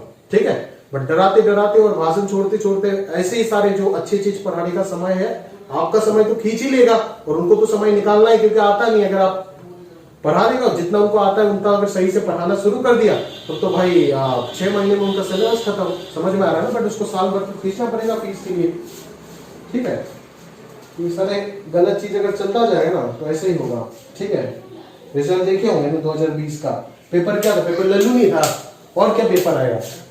उस दिन मैंने उसको पूछा था, वो रिजल्ट मैंने भेजा तो देख रहा था यार, देखे होंगे ना भाई, इसका पेपर उठा करके देखेगा। ठीक है ना, वो तो बच्चा भी कर देगा भाई। ठीक है, हमारा 10th का बच्चा को देंगे तो हम इंस्टीट्यूट का तो 50% क्वेश्चन तो ऐसे ही सॉल्व करके दे देगा। ठीक है, तो कोई सवाल था क्या, 19 का पेपर ठीक है मान सकते, थोड़ा सा 10 से 12 नंबर ठीक है, थोड़ा सा अच्छा डाला था। ठीक है, 14 का पेपर मान सकते, थोड़ा बहुत अच्छा था। ठीक है, 2014 में आप जानते हो कि जो 9th पोजीशन आया था आपका कॉलेज से, उनको मैथ्स में कितना मिला था, 55 मिला था। समझ आ रहा है, हकीकत बता रहे हैं। ठीक है, तो बट इसका मतलब मैं किसी को मतलब वो नहीं कर रहा हूँ, नीचा नहीं दिखा रहा हूँ, इसका मतलब मैं सही बात आपको बता रहा हूँ कि चीजें होते क्या, अपन सोचते क्या है। ठीक है, अपन बनाते अपने तरीके से, उस चीज को अलग तरीके से बनाते। ठीक है ना, मैथमेटिक्स, फिजिक्स, केमिस्ट्री होता कुछ है और सिस्टम अपने तरीके से बना देता है उसको कुछ और। ठीक है, बच्चे भी उसमें विश्वास करते और बाद में एक्सक्यूज डालते, अरे मैंने तो तैयारी नहीं किया था। अरे तैयारी कराया नहीं गया तेरे को तो कहां से करेगा। ठीक है ना, समझ आ रहा है, क्लियर है। ठीक है, आप थोड़ा सा इमेजिन करो ना भाई। ठीक है, ये पेपर कितने बच्चे एग्जाम दिए यार, 400 बच्चे एग्जाम देते हैं आपके कॉलेज से, 400 बच्चे एग्जाम देते हैं और 80 से ऊपर नंबर मिला 34 को सिर्फ। यार ये कोई मतलब लॉजिक है इसका, ठीक है ना। सर अब 1% भी नहीं है, 1% क्या हुआ, 0.1% भी नहीं हुआ, 34/30 0.01% में आएगा परसेंटेज अगर देखो लेटर मार्क्स का मैथमेटिक्स में, ठीक है। पेपर इतना डिफिकल्ट था क्या, अबे उल्लू था पेपर, एकदम लल्लू पेपर था, कुछ ही नहीं था उसमें, कोई क्वेश्चन तो था ही नहीं जो आपको पूछ सके अच्छा सा। एनसीईआरटी का भी जो सबसे आसान क्वेश्चन है, एनसीईआरटी को भी अगर 3 लेवल में आप डिवाइड कर दोगे ना, first level, second level, third level, तो ये जो बिलो फर्स्ट लेवल का जो बिलो लेवल है ना, उस लेवल का क्वेश्चन था सारे के सारे 2020 के, एकदम मुफ्त के क्वेश्चन डाल रखे थे, फिर भी बच्चे नहीं कर पाते। क्यों? आधा तो बच्चों को डरा करके धमका करके एकदम पस्त कर दिया जाता है, जो अच्छे बच्चे होते हैं, और जो रिमेनिंग स्ट्रगल करते रहते हैं वो फंस जाते हैं ये सब के चक्कर में। इधर आएगा मॉड्यूलस, बोलेगा कैलकुलस टफ, अरे कैलकुलस टफ नहीं है, कैलकुलस आसान है, तेरा मॉड्यूलस वीक है, वो तेरा मास्टर को बताना क्लास 11 में पढ़ाया क्यों नहीं था तुमको, समझ में आ रहा है ना। बच्चा गलत समझ लेना, गलत रीड करेगा, इस क्वेश्चन को देख के बोले यार ये कितना टफ है कंटिन्यूटी चैप्टर। अभी ये कंटिन्यूटी का सवाल थोड़ी ना है, इसमें 70% काम तो मॉड्यूलस का है, नहीं आ रहा है कंटिन्यूटी जो भी दिया है यहाँ पे तो लल्लू है, पहले चल निकालना, फंक्शनल वैल्यू निकालना, खत्म, समझ में आ रहा है ना। तो इस प्रकार से फंसेंगे बच्चे, ठीक है। फिर लिमिट आ जाएगा, लिमिट तो परेशान करेगा आपको पूरा डिफरेंशियल कैलकुलस में, ठीक है ना, इंटीग्रल कैलकुलस में और परेशान करेगा, ठीक है ना। इंडेफिनिट इंटीग्रेशन बड़ा पसंद होता है सबको, ठीक है, क्योंकि उधर तो दिमाग लगाना नहीं है, ठीक है, सिर्फ घिसते जाओ हो जाएगा चीजें, समझ में आ रहा है ना। बट डेफिनेट जैसे ही आया हालत खराब। खैर बात करके फायदा नहीं, अगला सवाल देखते चलिए। Find all points of discontinuity, ठीक है। ऑल पॉइंट्स ऑफ डिसकंटिन्यूटी मतलब इस फंक्शन का वो पॉइंट आपको बताना है, वो एक्स का वैल्यू बताना है जहां पे फंक्शन डिसकंटिन्यूअस होने का चांसेस आपको लग रहा है। तो सिंपल सा चीज है, ये पॉइंट ऑफ डिसकंटिन्यूटी निकालने का क्वेश्चन और डोमेन निकालने का क्वेश्चन लगभग सिमिलर है या नहीं, देखो तो एक एक चीज 11 से मिलता जाएगा, देखना, ठीक है। डोमेन निकालने का क्वेश्चन और पॉइंट ऑफ डिसकंटिन्यूटी क्या लगभग सिमिलर है, बराबर, ठीक है। मतलब आपको वही तो निकालना है, फंक्शन कहां पे अनडिफाइंड हो रहा है, तो ये function discontinuous that is undefined कहां पे होगा, जहां पर डिनोमिनेटर 0 होगा, समझ में आ रहा है ना, ठीक है।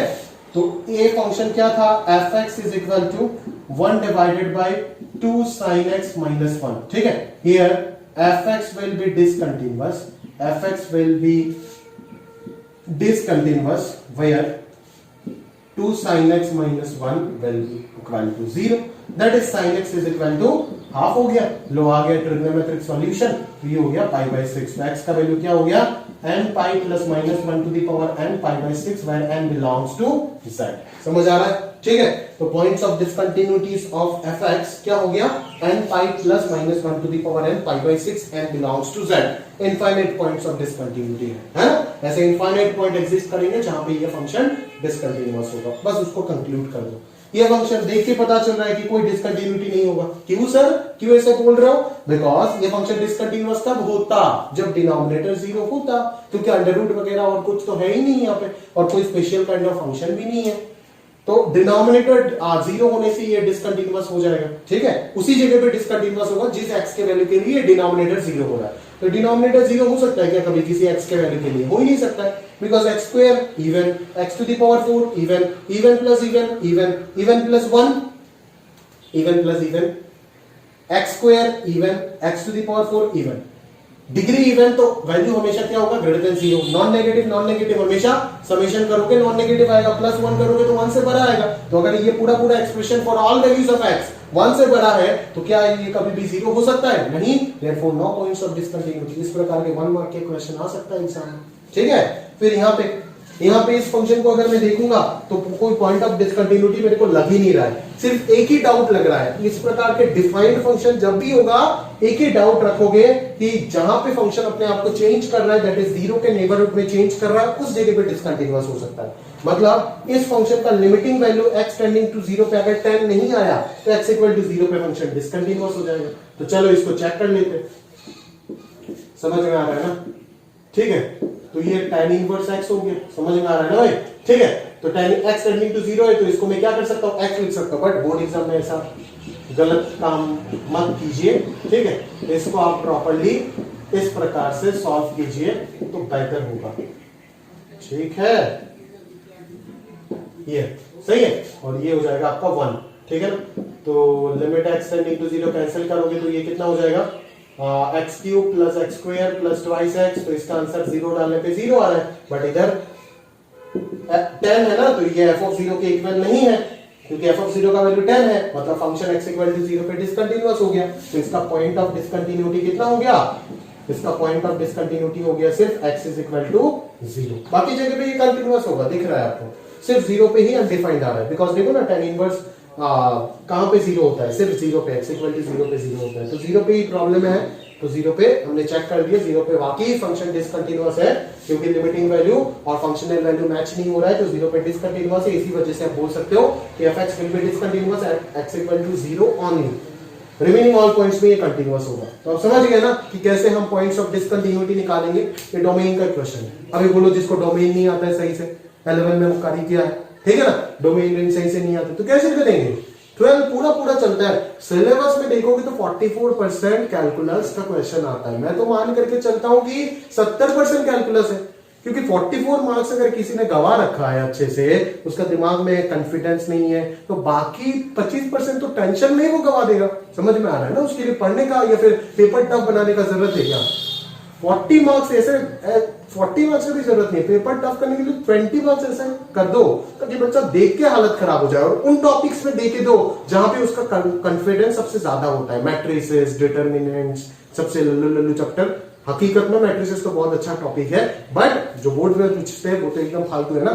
मैट्रिसेस, डिटरमिनेंट्स, फिर indefinite integration, linear programming problem, ये 4 टॉपिक में अगर 4-6 मार्क का क्वेश्चन, 24 नंबर का क्वेश्चन ऐसा खतरनाक डाल दिया ना, तो बच्चा 24 नंबर के चक्कर में और 50 नंबर तो ऐसे ही गवा देगा, फिर ग्रेस देके उसको पास कराना पड़ेगा। समझा गया, ठीक है। तो पेपर 100 मार्क थोड़ी टफ बनाना पड़ता है, 20 मार्क ऐसे बनाओ, बाकी बच्चा ऐसे ही धरा से हो जाएगा। समझ में आ रहा है ना, क्लियर है। तो होने चाहिए पेपर में सवाल थोड़ा बहुत, एक आध दो तो अच्छा क्वेश्चन होना चाहिए। एनसीईआरटी से ही दो, बट एनसीईआरटी में क्या अच्छा क्वेश्चन का कमी है क्या। हमेशा वही क्वेश्चन चूज करोगे जो एकदम फालतू सवाल है। एनसीईआरटी से ही दो, बट थोड़ा सा अच्छा क्वेश्चन सेलेक्ट करो, ठीक है। तो खैर यहां तक तो अपन ने डिस्कस कर लिया प्रॉपर्ली, है ना। तो अभी देखिएगा आप एंड तक, आप खुद देखना एक चीज रियलाइज करके, ठीक है ना। रिलेशन फंक्शन, बाइनरी फंक्शन, फिर इनवर्स ट्रिग्नोमेट्रिक फंक्शन, फिर मैं और चैप्टर्स बता रहा हूँ, कंटिन्यूटी, फिर और चैप्टर्स बता रहा हूँ, जैसे मैं आपको मान लो लेट्स सपोज इंटीग्रल कैलकुलस, चलो कमांड में हो जाता है, और मैं चैप्टर्स बता रहा हूँ जब वेक्टर्स, ठीक है, वेक्टर्स, फिर वेक्टर्स के बाद प्रोबेबिलिटी, ये सब चैप्टर्स देखना, आपको दर्द देगा कितना भी प्रैक्टिस कर लो, ठीक है ना। थोड़ा सा अनकंफर्टेबल होते हुए इन सारे टॉपिक्स में मैंने ये मतलब ऑब्जर्व किया, पता नहीं अभी किसी का स्ट्रांग हो भी सकता है, बट जनरली देखा कि ज्यादातर बच्चों का इनके साथ थोड़ा सा मतलब रिश्ता अच्छा नहीं होता है, ठीक है। फिर एप्लीकेशन ऑफ डेरिवेटिव्स वाला ब्रांच, ठीक है, बट डेरिवेटिव दे दो उसको, इंटीग्रेशन दे दो उसको, 3D का प्रॉब्लम दे दो, फिर लीनियर प्रोग्रामिंग प्रॉब्लम दे दो, मैट्रिक्स डिटरमिनेंट्स दे दो, वो तो मतलब एकदम मैथ्स में 100 में 100, और कोई चारा ही नहीं उसके पास। समझ में आ रहा है ना। बट ये हकीकत में मैथमेटिक्स नहीं होता, ये मैथमेटिक्स के आउटर साइड कंस्ट्रक्शन होते हैं, ठीक है, इनर साइड कुछ दूसरा होता है। खैर यहाँ तक तो अपन ने डिस्कस कर ली, अभी और कुछ क्वेश्चंस देखते हैं, फिर आज के लेक्चर यहाँ पे समाप्त कर देते हैं। तो चलिए देख लेते हैं और कुछ रिमेनिंग क्वेश्चंस फ्रॉम एक्सरसाइज 1। तो देखो आप 27 में क्या बोल रहे हैं, discuss the continuity of the function fx equal to sin x plus cos x। तो कहां पे चेक करना है बोला नहीं, मतलब हम क्या समझेंगे, पूरा डोमेन में चेक करना है। डोमेन क्या है, इस फंक्शन का रियल नंबर देख रहा है, इसका भी रियल, इसका भी रियल, रियल का यूनियन, सॉरी इंटरसेक्शन भी रियल, ठीक है। तो sin x plus cos x क्या कंटिन्यूअस होगा हर जगह पे, ठीक है। एक तो तरीका है कि इसको आप एक साइनोसॉइडल में कन्वर्ट कर दो, एक तरीका है कि आप बोर्ड एग्जाम में अगर ये 1 मार्क 2 मार्क का एक्सप्लेनेशन आता भी है तो आप इस प्रकार से लिख सकते हो, sin x plus cos x, इसको आप √2 into 1/√2 sin x plus 1/√2 cos x बोल के लिख सकते हो, ठीक है। तो ये हो जाएगा आपका sin ऑफ x प्लस π/4, ठीक है ना। तो आप ये कंक्लूड कर पाओगे कि as this function is a pure sinusoidal या फिर cosinusoidal function and as trigonometric functions are continuous everywhere, therefore fx is continuous everywhere। या फिर आप दूसरे तरीके से भी इसको एक्सप्लेन कर पाओगे with the help of theorem of continuity, ठीक है। आप बोलोगे कि sin x is continuous everywhere, cos x is continuous everywhere, therefore according to theorem number 1 sum of two continuous function will be continuous everywhere। ठीक है, तो इस प्रकार से आप कंक्लूड कर पाओगे कि ये फंक्शन जो है वो हर जगह पे हर x का वैल्यू के लिए for all x belongs to r ये हमेशा कंटिन्यूअस होगा। यहाँ पे अगर बात करें तो आपको वही लॉजिक अगर लगाते हो तो आप देख सकते हो कि 1/x x इक्वल टू 0 पे चेक करने बोला है ना, तो x इक्वल टू 0 पे 1/x डिसकंटिन्यूअस है और cos x इक्वल टू 0 पे कंटिन्यूअस है, but difference of a continuous and a discontinuous function is always discontinuous according to theorem number 2, याद है।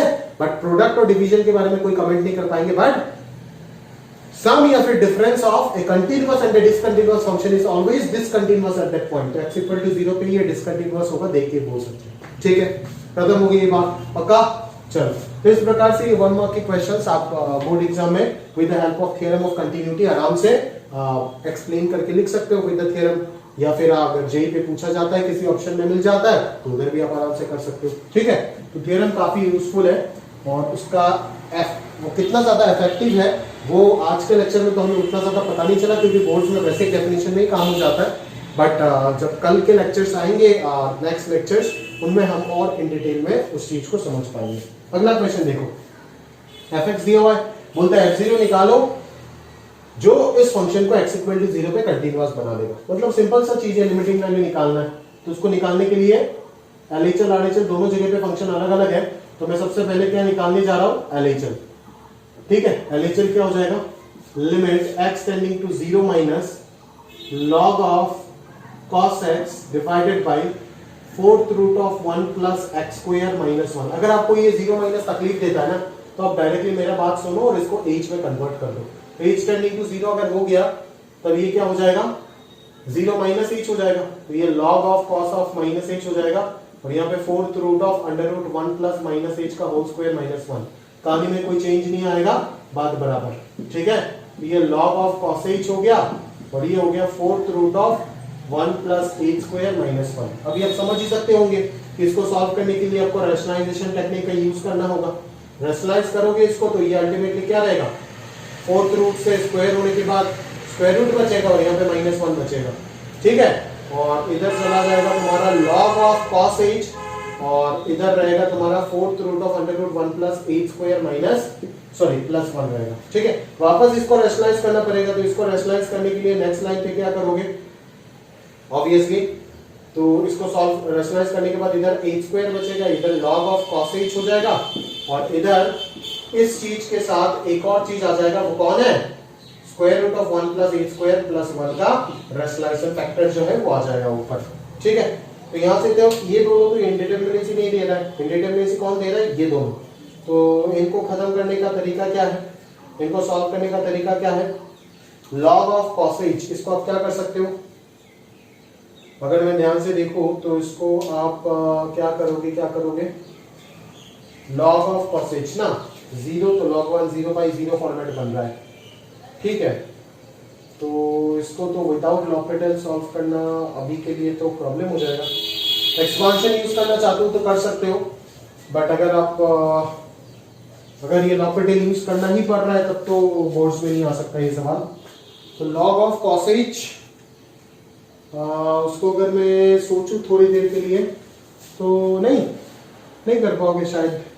ठीक है, देख लेना, अगर डायरेक्टली कर सकते हो, अदरवाइज आप एक्सपांशन से कर सकते हो। नहीं, एक्सपांशन भी बोर्ड्स में नहीं होता बेसिकली, तो आप किस प्रकार से करोगे, अगर मैं थोड़ा सा log ऑफ 1 प्लस fx वाला फॉर्मेट चाहिए ना मुझे, तो 1 प्लस fx वाला फॉर्मेट में किस प्रकार से बना सकता हूं,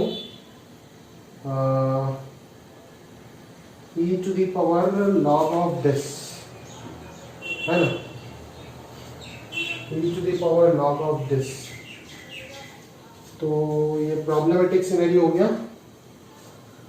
तो log ऑफ cos h को नहीं कर पाओगे आप, नहीं पॉसिबल नहीं होगा यार, इसको आपको लॉपिटल से ही सॉल्व करना पड़ेगा। ठीक है, और रिमेनिंग वाला फैक्टर तो इधर भी 2 आ रहा है, इधर भी 2 आ रहा है, फोर्थ तो आएगा ही एक, और इसको लॉपिटल से सॉल्व करेंगे तो 1/cos h into derivative of cos h will be minus sin h divided by twice h। ठीक है, तो ये हो गया 1 और ये हो गया माइनस हाफ इनटू 4 तो आपका ऊपर था, तो ये 2 हो जाएगा, तो -2 हो जाएगा आंसर। ठीक है, सिमिलरली अगर आप RHL निकालते हो तो RHL भी आपको इसका लिमिट निकालना है एक्सटेंडिंग टू 0 पे, तो e to the power fx minus 1 by fx का फॉर्मेट आराम से हो जाएगा और log of 1 plus fx by fx, तो ये तो सिंपल है, ये तो हो जाएगा।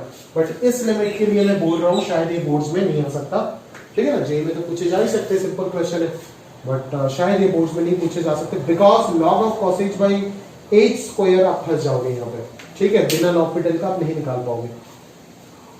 देख लीजिएगा, अभी मेरे दिमाग में नहीं आ रहा है, अगर किसी के दिमाग में आता है तो मेरे को इन्फॉर्म कर दीजिएगा और कर लीजिएगा इसको प्रॉपर्ली विदाउट यूजिंग l'Hopital, ठीक है। तो चलो ये हो गया। अगला क्वेश्चन देखते हैं 32 नंबर। 32 नंबर में क्या बोला जा रहा है आपको कि fx दिया हुआ है, fx अगर कंटीन्यूअस है तो a और b का वैल्यू बताना है, ठीक है ना भाई। तो यहाँ पे LHS RHS दोनों ही शायद -2 आएगा और f0 का वैल्यू भी कहीं ना कहीं क्या हो जाएगा, -2 हो जाएगा, so that the function becomes continuous at x equal to 0, ठीक है।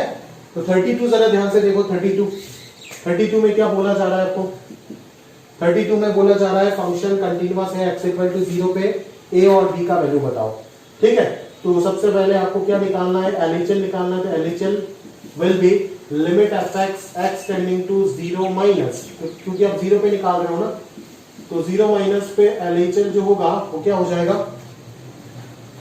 a plus 3 cos x by x square. वैसे के लिए जेई का सवाल है यार, और बोर्ड्स में नहीं आ सकता, एक्सरसाइज 1 में गलती से आ गया, ठीक है, क्योंकि आप देख सकते हो कि यहाँ पे आप बिना l'Hopital का काम नहीं कर सकते हो, या तो एक्सपांशन या तो l'Hopital लगाना पड़ेगा। अगर आप यहाँ पे l'Hopital लगाते हो, क्योंकि 0/0 अभी देखो ये 0/0 का फॉर्मेट भी नहीं बन रहा है, बन रहा है क्या, नहीं बन रहा है ना, क्योंकि ये a प्लस 3/0 का फॉर्मेट बन रहा है, आप अच्छे से जानते हो, इस प्रकार से सवाल बहुत करा चुका हूं लिमिट चैप्टर में, ठीक है। बट एज बोल दिया फंक्शन कंटीन्यूअस है x इक्वल टू 0 में, तो आपको समझ आ रहा होगा कि इसका लिमिट एग्जिस्ट कर रहा है। अगर इसका लिमिट एग्जिस्ट कर रहा है तो a प्लस 3 मस्ट बी 0 है, तो a इज इक्वल टू क्या होगा, -3, क्योंकि a प्लस 3 का 0 नहीं होगा तो ये इंफिनिटी को टेंड कर जाएगा। LHL अगर इंफिनिटी को टेंड कर गया तो कहानी खत्म हो जाएगा भाई, ठीक है ना। तो a का वैल्यू डेफिनेटली -3 होगा, यहाँ से हमें मिल गया, तो a का वैल्यू अगर -3 हो गया तो -3 को कॉमन ले लो, तो ये 1 minus cos x by x square हो जाएगा। अभी limit x tending to 0 1 minus cos x by x square half हो जाता है, तो ये -3/2 आ गया, समझ में आ रहा है। LHL -3/2 आ गया। RHL देख लो कितना आता है, RHL हो जाएगा limit x tending to 0 plus b into 10 pi divided by box of x plus 3, समझ आ रहा है क्या। अभी 0 प्लस अगर यहाँ पे डालेंगे तो ये हो जाएगा 3 प्लस, तो 3 प्लस का बॉक्स क्या हो जाएगा, π/3 होगा, तो इसका answer directly b 10 π/3, that is b into √3, ठीक है। अभी as the function is continuous, और अगर x equal to 0 that is functional value भी चेक करो तो भी वो डायरेक्टली b 10 π/3 ही आएगा, व्हिच इज √3b।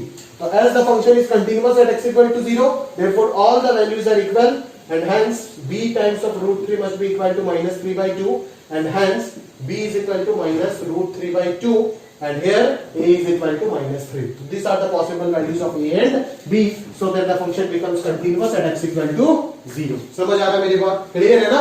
तो इस प्रकार के सवाल आपको मतलब जेईई मेंस का बिलो लेवल का है, बट बोर्ड्स में नहीं पूछे जा सकते क्योंकि यहाँ पे l'Hopital का कंसेप्ट यूज हो रहा है, ठीक है।